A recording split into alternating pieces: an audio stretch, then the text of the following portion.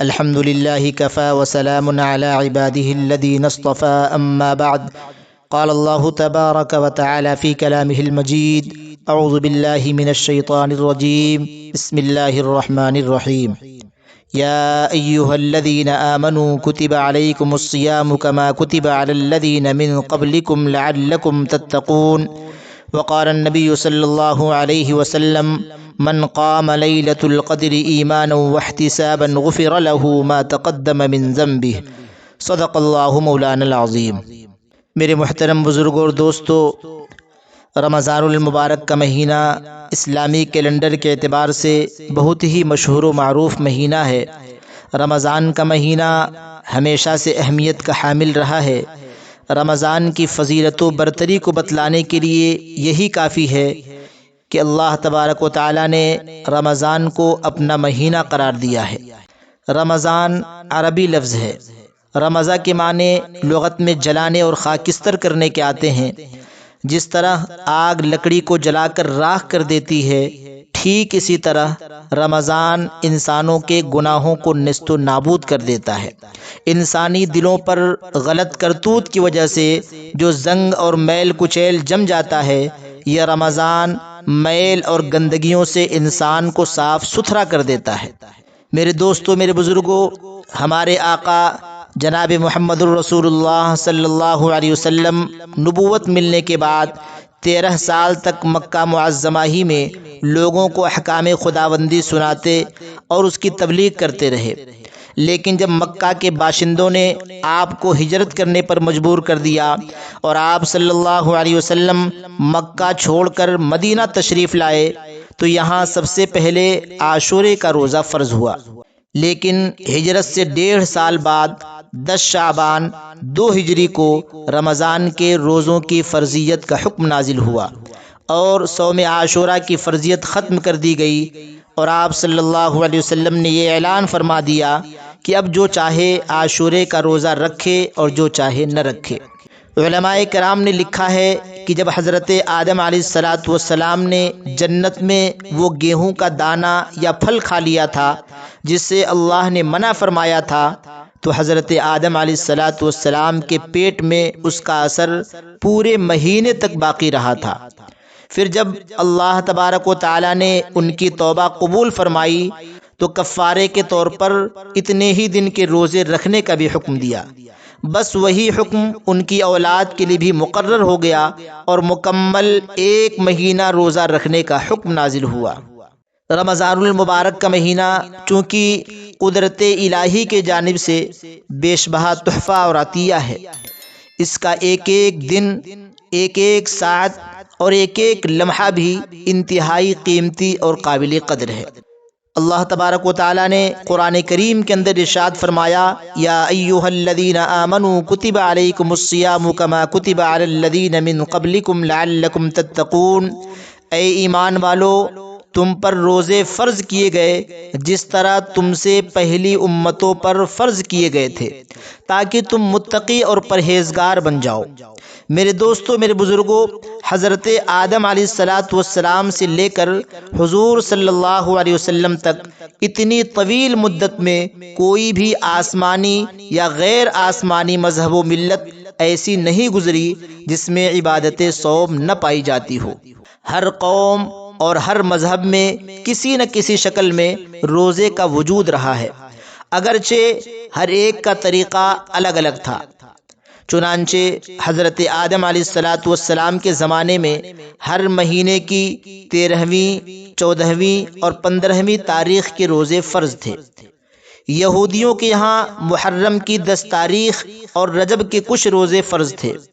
نصارہ کے یہاں ہماری ہی طرح رمضان کے روزے فرض تھے، مگر انہوں نے اپنی مرضی کے مطابق ان میں تغیر و تبدل کر لیا تھا.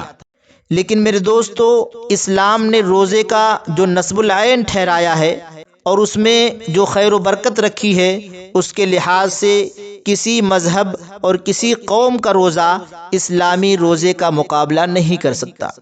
لیکن میرے دوستو، اس شریعت کے اندر جب روزہ آیا ہے شروع میں تو رمضان پہلے نہیں آیا تھا. اللہ کے حبیب جناب نبی کریم صلی اللہ علیہ وسلم جب مدینۃ المنورہ تشریف لائے تو مدینے میں یہودی تھے۔ یہودیوں کو دیکھا کہ یہ لوگ 10ویں محرم کا روزہ رکھتے ہیں، تو آپ صلی اللہ علیہ وسلم نے فرمایا کہ یہ روزہ کیسا ہے؟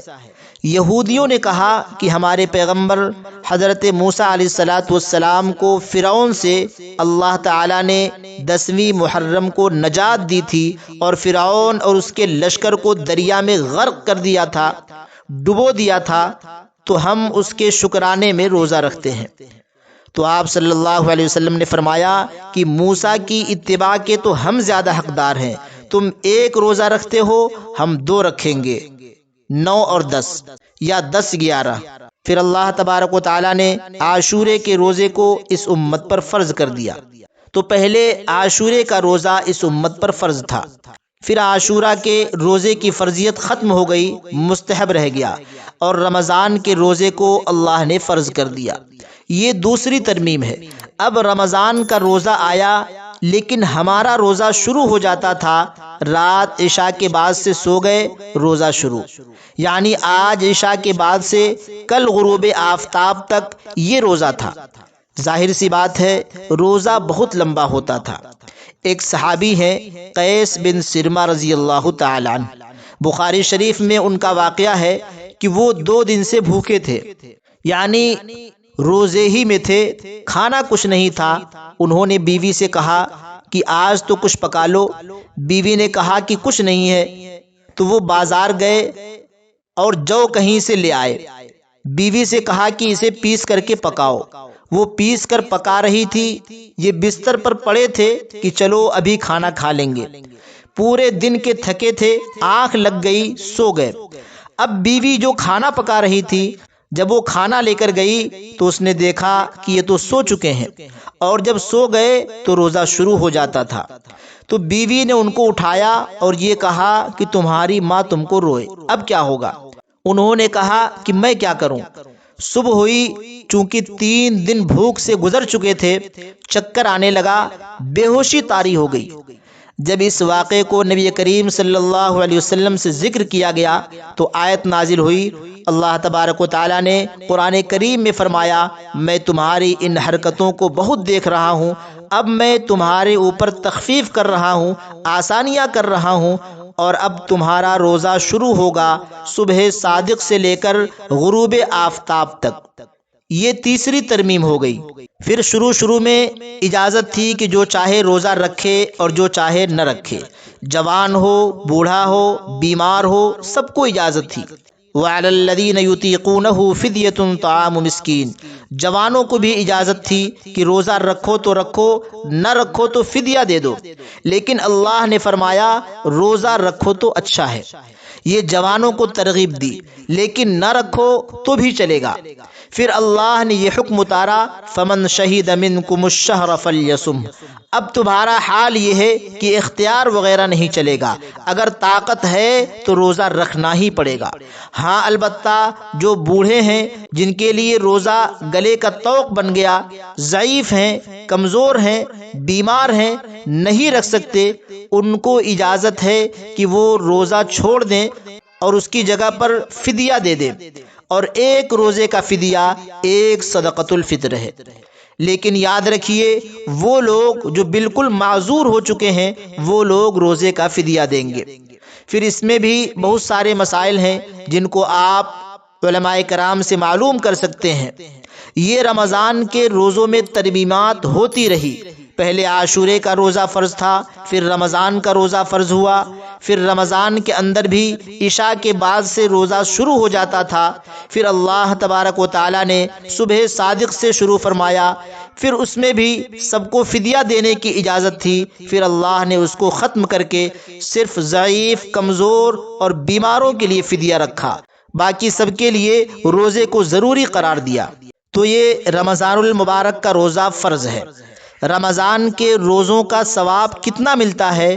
حضور صلی اللہ علیہ وسلم فرماتے ہیں کہ اللہ فرماتا ہے کہ روزہ میرے لیے ہے اور میں روزے کا بدلہ خود دوں گا، اور ایک دوسری حدیث میں فرمایا گیا کہ روزے کا بدلہ میں خود ہوں۔ تو اگر کسی نے بغیر مجبوری کے رمضان کا ایک روزہ چھوڑ دیا تو رمضان کے بعد ایک روزے کے بدلے ایک روزہ رکھنے سے تلافی ہو جائے گی، لیکن رمضان کے روزے کا ثواب جو رمضان میں رکھنے سے ملتا ہے، حدیث میں ہے 11 مہینہ روزہ رکھنے سے وہ ثواب حاصل نہیں ہوگا جو رمضان کے ایک روزے پر ثواب ملتا ہے۔ اس لیے رمضان کا روزہ بغیر کسی مجبوری کے نہیں چھوڑنا چاہیے، مجبوری میں چھوڑ سکتے ہیں۔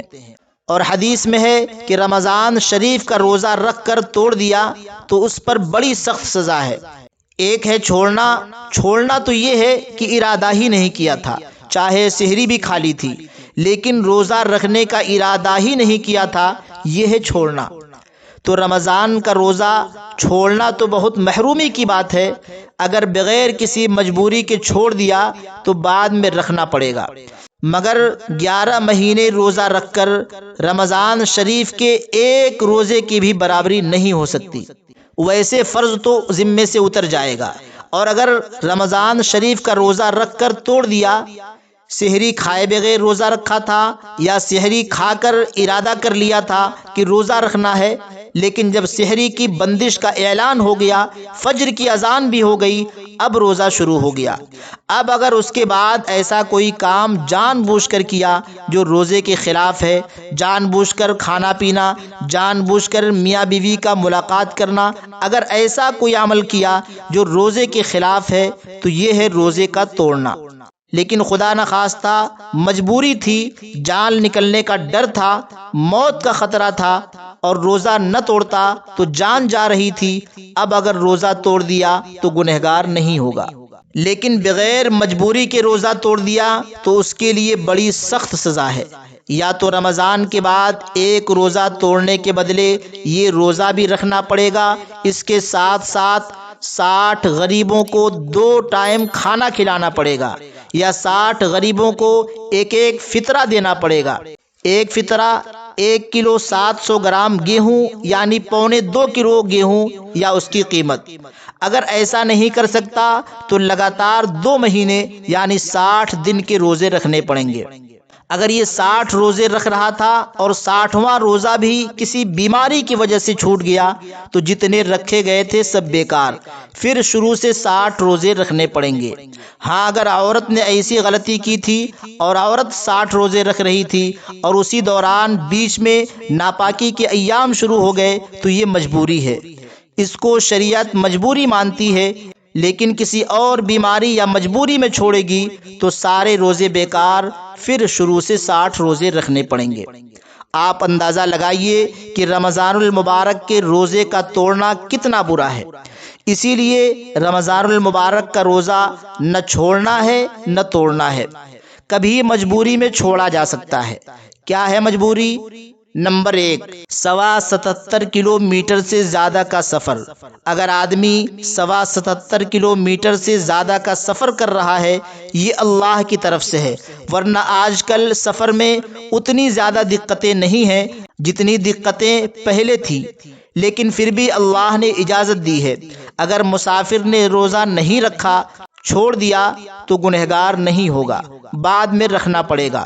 اگر رمضان کے بعد ٹائم ملا اور روزہ نہیں رکھا اور موت آ گئی تو جتنے روزے سفر میں چھوٹے تھے ہر روزے کے بدلے ایک ایک فطرہ دینا پڑے گا۔ دوسری مجبوری، بوڑھا تھا، ایسا بوڑھا تھا کہ اس کے اندر روزہ رکھنے کی بالکل طاقت نہیں ہے، بالکل کمزور ہے، لاغر ہے، روزہ نہیں رکھ سکتا، مجبور ہے، اور اللہ جانتا ہے مجبوری کو۔ بندہ انسانوں کو دھوکہ دے سکتا ہے، اللہ کو نہیں۔ تو بندہ اگر مجبور ہے تو اللہ کہتا ہے کہ روزہ چھوڑ دے، رمضان کے بعد ہمت ہو تو روزہ رکھ لے، اگر ہمت نہیں اور روزہ رکھنے کی امید ہی نہیں ہے، اتنا کمزور ہو چکا ہے تو ہر روزے کا ایک ایک فطرہ، 29 روزے ہوں گے تو 29 فطرے، 30 روزے ہوں گے تو 30 فطرے ادا کرنے ہوں گے۔ یہ ہے مسئلہ۔ تیسری مجبوری، عورت حمل سے ہو اور پیٹ کے حمل کے جان کا خطرہ ہو، اگر روزہ رکھا تو پیٹ کے بچے کے جان کا خطرہ ہے تو شریعت کہتی ہے روزہ چھوڑ دے۔ اور رمضان کے بعد جب مجبوری ختم ہو جائے گی تو ان روزوں کو بعد میں رکھے۔ نہیں رکھ سکی، موت آ گئی، تو جتنے روزے چھوڑ دیے تھے ہر روزے کا ایک ایک فطرہ اس کے وارث دیں گے۔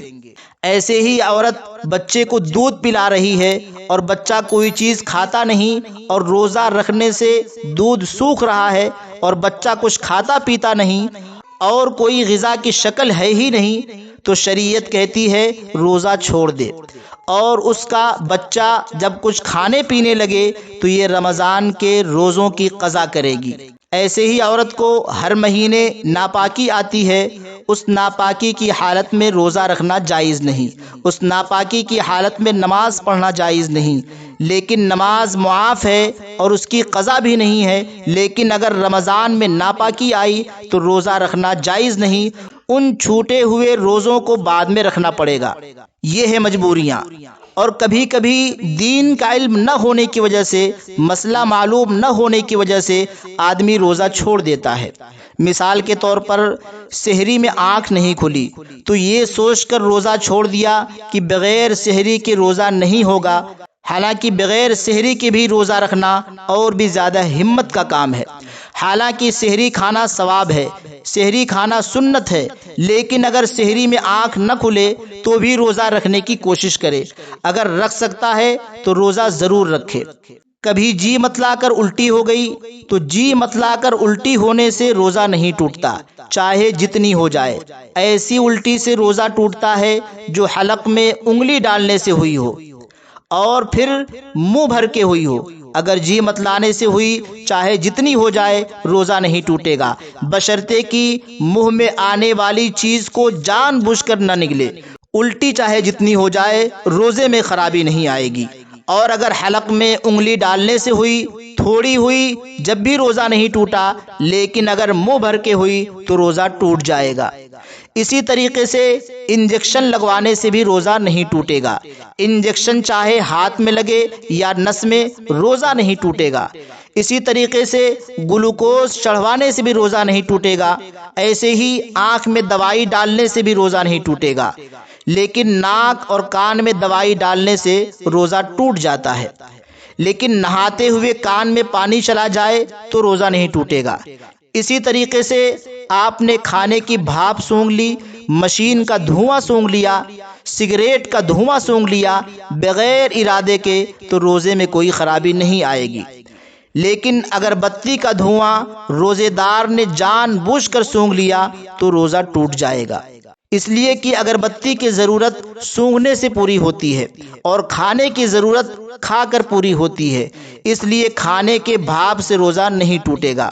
تو اگربتی کا دھواں جان بوجھ کر نہ سونگھے، لیکن اگر ویسے ہی بغیر ارادے کے حلق میں یا ناک میں کسی چیز کا دھواں چلا گیا، مکھی مچھر بغیر ارادے کے حلق میں چلے گئے، تو اس سے روزہ نہیں ٹوٹے گا۔